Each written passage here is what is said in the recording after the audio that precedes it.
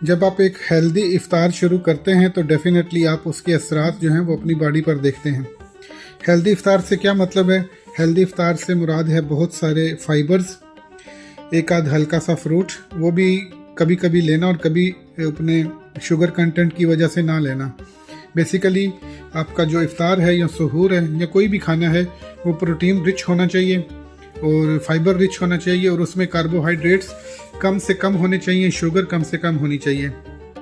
किसी भी किस्म के स्वीटेंड ड्रिंक से, रूह अफ़ज़ा से, जामे शीरी से, विमटो से, फ्रेश जूसेस भी इवन हो तो उनमें भी बहुत सारी शुगर होती है और फाइबर उनसे निकाल दिया जाता है। अगर आपने बिल फ़र्ज़ महाल फ्रूट खाना भी है तो होल फ्रूट खाना चाहिए आपको, छिलकों के साथ, जिन जिन के छिलके खाए जा सकते हैं और उसके फ्लैश के साथ। ये देख सकते हैं आप, ये प्रोटीन है, फाइबर है, यानी स्पिनच है, कैमल मीट है ये, और इसमें कुछ दाल है।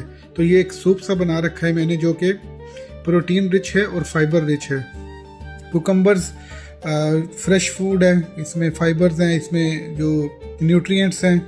ये एक आप कह सकते हैं प्लम है, आलू बुखारा है, इसमें भी ग्लाइसेमिक इंडेक्स इसका बहुत कम है, बहुत कम आपकी शुगर को एलिवेट करेगा।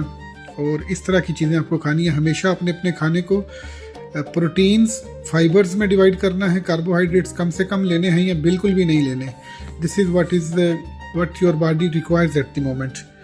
और शुगर तो बिल्कुल भी नहीं लेनी। अगर आप शुगर इफ्तारी में शुगर ले लेंगे, कोई जूस पी लेंगे, कोई टैंग पी लेंगे, रूह अफ़ज़ा पी लेंगे, तो वो डेफिनेटली जाके आपकी शुगर को स्पाइक करेगा और फिर 2-3 घंटे या 1-2 घंटे के अंदर अंदर ही वो शुगर लेवल डाउन होगा और आपको बहुत जो है उसका दोबारा भूख लगेगी, दोबारा क्रेविंग्स होगी, शुगर क्रेविंग्स आएंगी दोबारा आपको, और आप उसको बर्दाश्त नहीं कर पाएंगे और जिस्म में कमज़ोरी फील होगी।